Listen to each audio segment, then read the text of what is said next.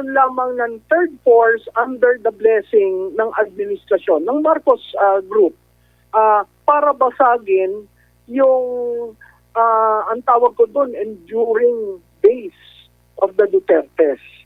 Prof, ano pong masasabi ninyo dito sa pag-usbong ng sinasabi nilang third force sa paparating na 2028 presidential elections? Meron po kasing isang banyaga, no, na sinasabing political strategist din na nagsasabi na kung patuloy doon na mag-aaway-away ang Marcos at Duterte, posible raw na may third force na lilitaw at mananalo sa 2028. Yung posibleng lilitaw, nag-a-agree ako doon. Yung posibleng mananalo, hindi ako nag-a-agree doon.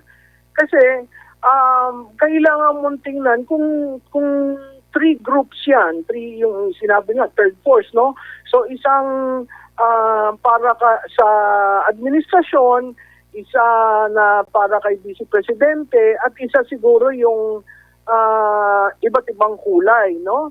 Ang una diyan, napakahalaga na tingnan yung endorsement ng kasalukuyang nakaupo. Pwedeng magkaroon ng endorsement, pwedeng magkaroon ng kunwari third force, pero doon naman talaga sa nakaupo. So clearly, ang labanan diyan ay basagin yung puwersa ng mga Duterte. Kung titingnan mo ang numero, at sana yung dayuhan na yan ay tiningnan ang numero, ang enduring Duterte base ay nasa 30%. Kung titingnan mo si Vice Presidente Duterte, nagsimula yan na very high ng 60, bumaba hanggang sa kasalukuyan ay nasa pagitan ng 30 to 35%. Okay? So ibig sabihin yan, yung 35% yung high, ang low niya is 30. Yung high na 35%, magkakaroon ng 65 na paghahatian ng dalawa. No? Ako ang nakikita ko, magkakaroon lamang ng third force under the blessing ng administrasyon ng Marcos Group para basagin yung ang tawag ko doon enduring base of the Dutertes. Yun ay manggagaling sa Visayas at Mindanao, Central Visayas at yung buong Mindanao, at siguro ilang patches sa Region 3 at Region 4A. So paano ka makakakuha ng third force na hindi endorsed o pinatakbo ng administrasyon? Kasi ang administrasyon nasa Northern Luzon. So kung titingnan mo yung mathematics, magkakaroon lamang ng third force kung talagang sinadya nitong administrasyon na ito na magkaroon ng puwersang pangatlo para basagin si BP. Opo, pero di ba ma'am, sa PR strategy, merong tinatawag na PR balloon. Parang PR balloon to ma'am eh. Tingin po ninyo ma'am. Trial balloon? Trial balloon, I mean. Oo. Pero nakakatawa eh kasi isa pandayuhan ang nagsabi ng ganon. So, ibig mo bang sabihin yung dayuhan na yon mas alam niya ang politika ng Pilipinas?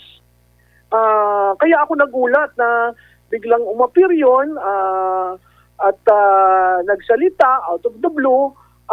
So, ano yung kino-condition nila na magkakaroon ng pangatlong puwersa?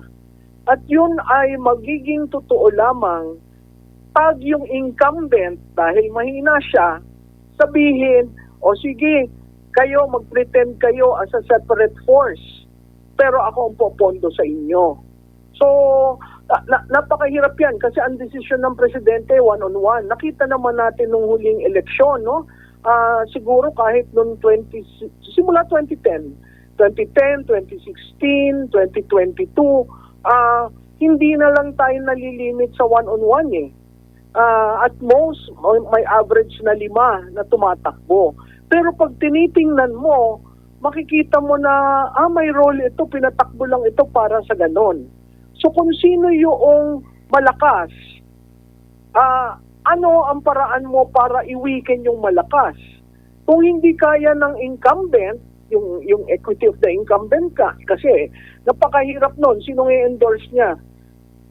Kung ang kanyang trust rating ganyan na nasa negative na, no? So kukuha siya ng another in the guise na ito yung third force. Sa Pilipinas, walang third force ang lumulusot. Ang nangyayari niyan, very dominant, sino yung majority at sino yung opposition. Ang problema natin ngayon, maraming nagpapanggap ng opposition, pero walang nagke-claim na sila ang opposition. So, yun ang kailangan pag-aralan ng mga pumapalaot sa politika. Ano yung endorsement factor ni Mr. Marcos, kung meron nga, ano ang bailiwick strength ng mga Duterte, at saka dyan sa third force o pangatlong puwersa ang pinag-uusapan, hindi pa nila nilalagay anong impact ni PRRD.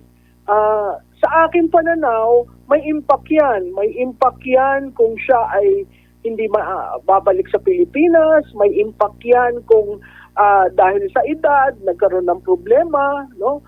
So may impact yan. Ang problema, ganitong kaaga, no, wala pa yung required na 18 months na pagtatrabaho para sa isang presidential campaign or national campaign, maaga ang pasok ng politika. Maaga rin ang pasok ng pairing, kung ano-ano ng pairing, hindi ko maintindihan. Maaga rin ang pasok ng baliktaran, yung dating ayaw kay Marcos, ngayon ay sila'y sumasanib dun sa bubong ng Marcos. Maaga rin ang paggiba kay Vice Presidente Duterte.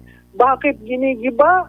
At makikita nating matinding gigibain yan sa pagdating ng impeachment dahil siya yung presumptive, siya yung malakas ang puwersa. Kaya lahat gagawin para hindi lamang makaupo ang isang Duterte. Subscribe na para sa mabilis, malinaw at balitang totoo. I-click ang bell para laging updated.